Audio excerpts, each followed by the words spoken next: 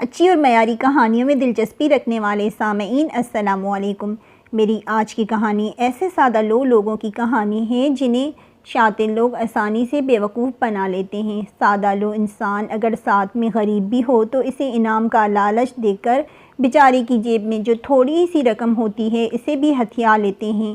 کہانی بہت ہی دلچسپ اور سبق آموز ہے۔ کہانی میں آگے بڑھنے سے پہلے آپ سے درخواست کروں گی کہ اگر کہانی پسند آئے تو اسے لائک اور شیئر ضرور کیجیے گا تاکہ اچھی اور معیاری کہانیاں زیادہ سے زیادہ لوگوں تک پہنچ سکیں۔ تو چلیں جی پھر سنیں کہانی۔ مبارک ہو آپ کا، نور بناسپتی گھی بنانے والوں کی طرف سے 1 کروڑ کا انعام نکلا ہے۔ ایسی خبر سمیرا کو لگا اس کا منہ موتی چور کے لڈوؤں سے بھر دیا گیا ہے۔ سماعتیں بے یقین، آنکھیں پھٹی کی پھٹی اور منہ کھلے کا کھلا رہ گیا تھا۔ کیا؟ نہ جانے کیسے وہ یہ خبر سن کر اپنی خوشی سے بھرپور چینخ کو روک پائی تھی، مگر لرزتی آواز اس سمے خوشی کی غماز بن گئی تھی۔ آواز تو کیا بلکہ اس کا پورا وجود ہی جوش میں لرزا تھا۔ اسے اپنے کانوں پر ابھی تک یقین نہیں آ رہا تھا۔ من پگلا بھنورا بنا، سارے گلشن کا ایک چکر لگا آیا تھا، ہر کلی کے ساتھ چھیڑ چھاڑ اور ہر گل کا بوسہ لے آیا تھا۔ جی محترمہ، آپ کا 1 کروڑ کا انعام نکلا ہے۔ اس شخص نے جوشیلے انداز میں دوبارہ سے خبر سنائی تو سمیرا بس بے ہوش ہوتے ہوتے بچی۔ ایک لمحے کے لیے لگا کہ وہ بہت ہی حسین سا خواب دیکھ رہی ہے۔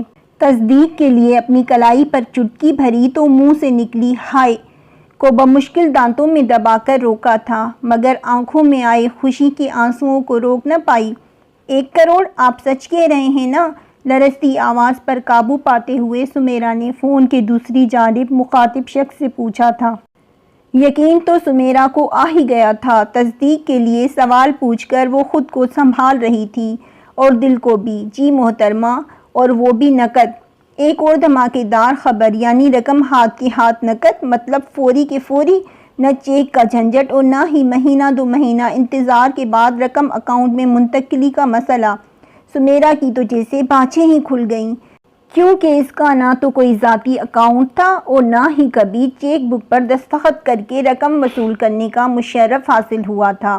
وہ ہاؤس وائف تھی، گھر حماد کی کمائی سے چلتا تھا، جو ایک سرکاری ملازم تھا، نیا بینک میں ملازم ہوا تھا، سو ابھی تنخواہ معقول تھی مگر بہت زیادہ نہیں تھی۔ اس تنخواہ میں بھی وہ بہت اچھے طریقے سے گھر کا انتظام دیکھ رہا تھا۔ صابر و شاکر سا انسان تھا، کچھ خرچ بھی کر لیتا اور تھوڑا بہت بچا کر جمع بھی کر لیا کرتا تھا تاکہ مشکل وقت میں کام آ سکے۔ اپنی استطاعت کے مطابق کچھ جیب خرچ سمیرا کے ہاتھ پہ بھی رکھ دیا کرتا تھا اور ساتھ ہی یہ بھی کہہ دیا کرتا کہ فضول خرچی انسان کو سوائے پریشانی کے اور کچھ نہیں دیتی۔ کسی حد تک تو سمیرا کو شوہر کی اس نصیحت پہ غصہ بھی آیا، کیونکہ اس نے سوچ رکھا تھا کہ شادی کے بعد شوہر کی کمائی پر خوب کھل کر عیش کرے گی، مگر شوہر صاحب اس قدر کفایت شار فطرت کے مالک تھے کہ سمیرا کے سارے ارمان دھرے کے دھرے رہ گئے، سو شوہر کی حکم عدولی بھی نہیں کی جا سکتی تھی۔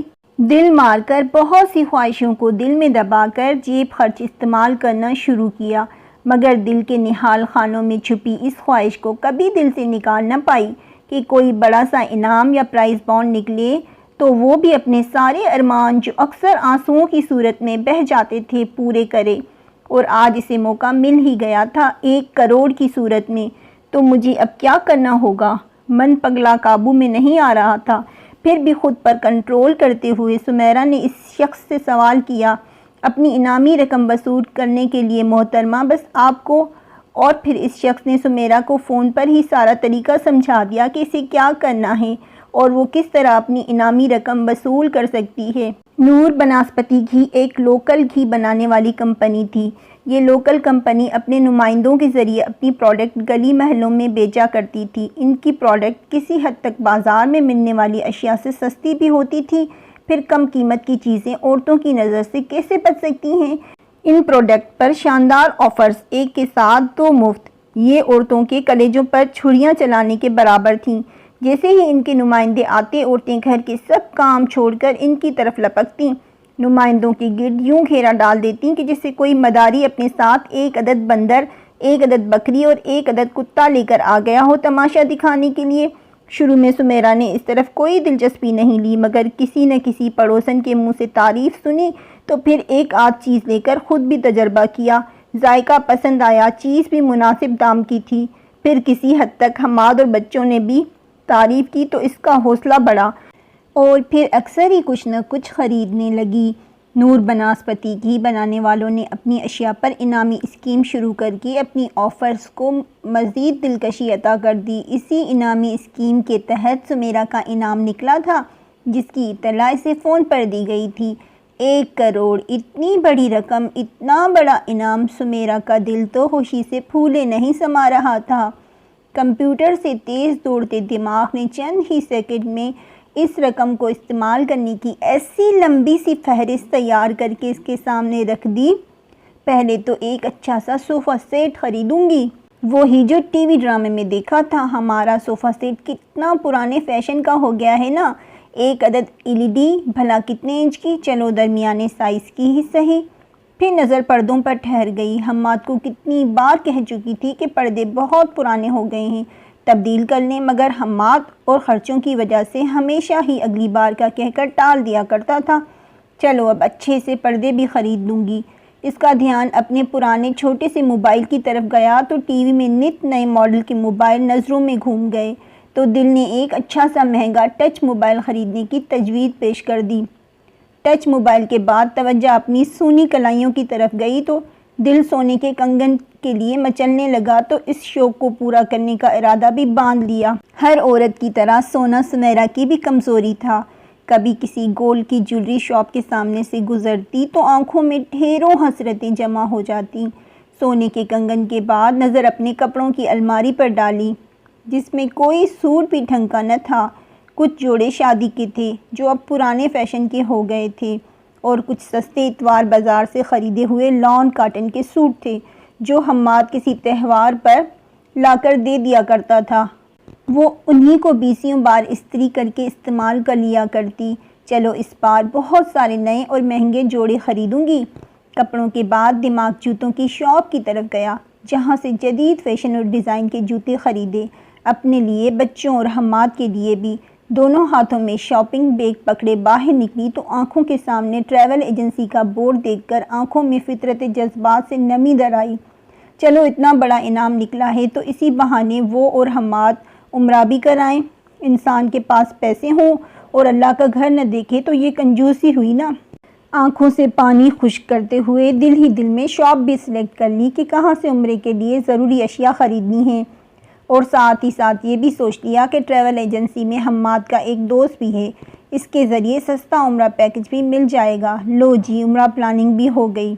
کھجوریں، آب زمزم، جائے نماز اور تسبیحوں کے حساب کتاب لگانے کے ساتھ یہ بھی سوچنے لگی کہ انعامی رقم میں کچھ بینک میں بھی جمع کر دوں گی اور اکاؤنٹ تو اپنے نام ہی کھلواؤں گی۔ آخر کو میری بچت سے تو اتنا بڑا انعام نکلا ہے۔ یکایک ڈور بیل نے توجہ اپنی جانب کھینچ لی۔ حماد آفس سے گھر آ گئے تھے۔ حماد، ایک اتنی بڑی خوشخبری ہے کہ کیا بتاؤں۔ وہ آفس سے تھکا ہارا گھر لوٹا تھا۔ سمیرہ نے یہ خبر اسے فون پر سنانے کے لیے 10 کالز کی، مگر وہ میٹنگ میں مصروف تھا، سو بات نہ ہو سکی۔ 1 کروڑ! اس نے ساری رام کتھا شروع سے لے کر آخر تک حماد کے سامنے پھولی ہوئی سانسوں کے ساتھ سنا ڈالی تو پہلے تو وہ تھوڑا حیران ہوئے اور پھر ہنسنے لگے۔ دماغ ٹھیک ہے تمہارا؟ حماد سمیرہ کی سادہ لو فطرت سے اچھی طرح واقف تھا، جو آج کل کے دور کے اعتبار سے قدرے بے وقوف سی تھی۔ وہ ان معاملات میں اتنی جذباتی تھی کہ یہ تک نہیں سوچتی تھی کہ سامنے والا سچ بول رہا ہے یا جھوٹ، یا کہیں وہ کوئی فراڈ تو نہیں کر رہا۔ اس میں دماغ خراب ہونے والی بھلا کیا بات ہے؟ سمیرہ جو خوشی میں اتاولی ہو رہی تھی، حماد کی ہنسی اور اتنی بڑی خوشخبری کو اتنا ہلکا لینے پر بدمزہ ہوئی۔ ایک انجان بندہ فون پر تمہیں 1 کروڑ انعام کی خبر دے رہا تھا اور تم اس پر یقین کر کے بیٹھ گئی ہو۔ ان پر ہنسوں نہ تو اور کیا کروں؟ وہ ہنوز ہنس رہا تھا۔ حماد انجان کہاں، نور بناسپتی گھی بنانے والوں کا نمائندہ بول رہا تھا، جو ہر دوسرے مہینے ہمارے محلے میں آتے ہیں۔ سمیرہ کو حماد کی بے موقع ہنسی سخت چڑھا رہی تھی۔ وہ حماد سے جس قسم کی توجہ چاہ رہی تھی، اس کا عشر بھی دیکھنے کو نہیں ملا۔ وہ جل بھن کر رہ گئی، بلکہ اس کے مطابق حماد نے اتنی زبردست خوشخبری کو ہنسی میں اڑا کر اس کا بھی مزہ کرکرا کر دیا تھا۔ جناب وہی نور بناسپتی گھی جس میں پکے مزے کے کھانے آپ اور بچے کھا کر انگلیاں چاٹتے ہیں۔ سمیرا چاہ رہی تھی کہ حماد مزید تفتیش ختم کر کے اس نمائندے نے جو آگے کی کارروائی بتائی ہے وہ کرے اور اپنی انعامی رقم 1 کروڑ پورے 5 دن میں وصول کرے، مگر یہ کیا، وہ تو مسلسل اس کا مذاق اڑا رہا تھا۔ اس دور میں بھی کوئی اتنا بے وقوف حماد قدر سنجیدہ سا رہتا تھا، مگر آج یوں کھل کر ہنس رہا تھا جیسے سمیرا نے اسے کوئی لطیفہ سنا دیا ہو۔ اسے یہ ساری کہانی فراڈ اور دھوکے بازی کے سوا کچھ دکھائی نہیں دے رہی تھی اور سمیرا کی بے وقوفی پر ہنسی آ رہی تھی، جو اس سنی سنائی خبر کو سچ مان بیٹھی تھی۔ آپ کیسے کہہ سکتے ہیں کہ یہ فراڈ ہے؟ نہ کوئی جان، نہ پہچان، نام ہے اس کمپنی کا، نہ ہی یہ پتا کہ یہ کمپنی کہاں ہے یا کس علاقے یا شہر میں ہے۔ مارکیٹ میں بھی میرے ایسے کسی نام پر نظر نہیں گزری۔ حماد کے لبوں پہ ابھی بھی مسکراہٹ تھی اور وہ سمیرا کے بچکانہ باتوں پہ خاصا محفوظ ہوا تھا۔ پھر اپنی انعامی رقم وصول کرنے کے لیے پہلے 10,000 روپے بذریعہ ایزی پیسہ اکاؤنٹ میں ٹرانسفر کرنا، تم خود ہی سوچو سمیرا، یہ سارا معاملہ کہاں سے فراڈ نہیں لگتا؟ حماد کی مضبوط دلیل لمحے بھر کے لیے سمیرا کو لاجواب کر گئی تو وہ بھی تس بتس کا شکار نظر آئی۔ تاثرات بتانے لگے کہ عقل کچھ سمجھا رہی ہے، مگر وہ سمجھنے پہ شاید آمادہ نہیں ہو رہی تھی۔